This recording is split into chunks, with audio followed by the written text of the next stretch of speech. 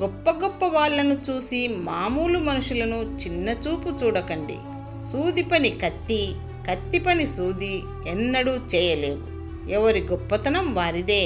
అవకాశాలు సూర్యోదయం లాంటివి. ఎక్కువసేపు నిరీక్షిస్తే ఆ అవకాశాన్ని కోల్పోతారు. అరుపులు గెలుపు కాదు, మౌనం ఓటమి కాదు. సమయానికి తగినట్లుగా ఉండటమే మనిషి గొప్ప లక్షణం. పూర్తి తృప్తితో ఉండేవాడు నిజంగా ధనవంతుడు.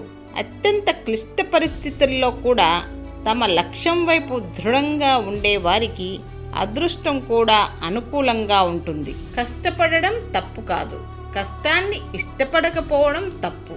ఇష్టపడి శ్రమిస్తే సాధించలేనిది అంటూ ఏదీ ఉండదు. ప్రారంభించే పని ఏదైనా సరే ముందు కష్టంగా ఉంటుంది. ఏ మనిషి అయితే చిన్న చిన్న ఆపదలను కష్టంగా భావిస్తాడో ఆ వ్యక్తి ఎన్నటికీ గొప్ప పనులు చేయలేడు. మిడిల్ క్లాస్ వాళ్ళ ఇంటి పైకప్పు అందంగానే కనిపిస్తుంది. లోపల ఉన్న కోపాలు, కన్నీళ్లు, బాధలు, బాధ్యతలు ఎవరికీ కనిపించవు. మోసేవాడికి మాత్రమే తెలుస్తుంది. స్వార్థంతో కూడిన ఈ ప్రపంచంలో నీ ప్రేమ, ఆప్యాయతలు ఎవరికీ అవసరం లేదు. అశాశ్వతమైన జీవితంలో శాశ్వతమైన బంధాలు ఉంటాయి అనుకోవడం, వాటి కోసం తప్పించడం నీ మూర్ఖత్వం. పరిచయమైన స్నేహమైన బంధమైన ఏదైనా సరే కలిసిన తర్వాత, కలుపుకున్న తర్వాత ఆ బంధం మనస్సుకు ప్రశాంతతను ఇచ్చే విధంగా ఉండాలి. కానీ ప్రశాంతతను పోగొట్టే విధంగా ఉండకూడదు. మీకు డబ్బు సంపాదించే సామర్థ్యం ఉన్నంత వరకు మీపై ఆధారపడిన వారు మీతో అనుబంధంగా ఉంటారు.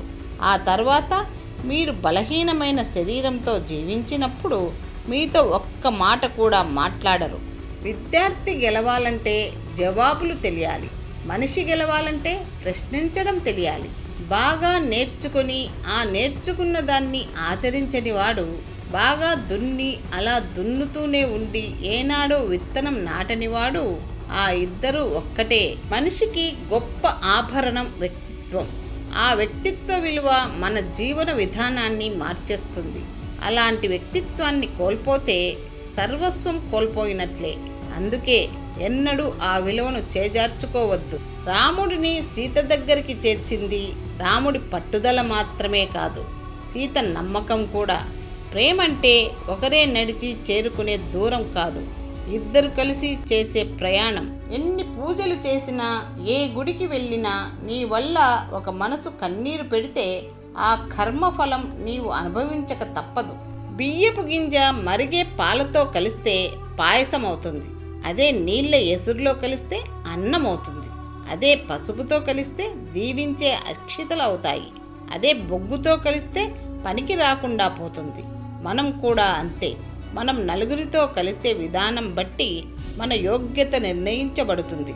నువ్వు పొరపాటున ఓ తప్పు చేస్తే నిందించడానికి అందరూ ముందుంటారు, కానీ ఆ తప్పును సరిదిద్దే తోడ్పాటును అందించడానికి ఎవరూ ముందుకు రారు.